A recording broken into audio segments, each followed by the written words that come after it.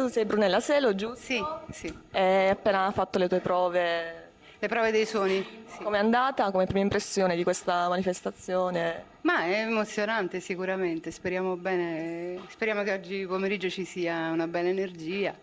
È la prima volta che partecipi a Musicultura? Sì, è la prima volta. Ho capito. Hai avuto già altre esperienze, insomma, importanti o è la propria primissima volta, come si dice?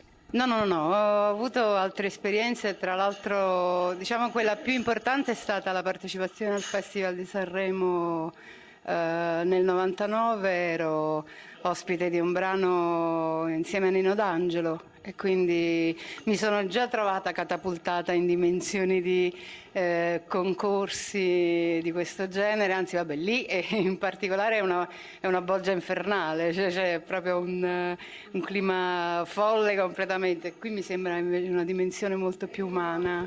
Più intima, forse. Sì, sì, meglio, meglio, sicuramente. Il tuo genere musicale mi sembra di capire che spazia un po' dappertutto.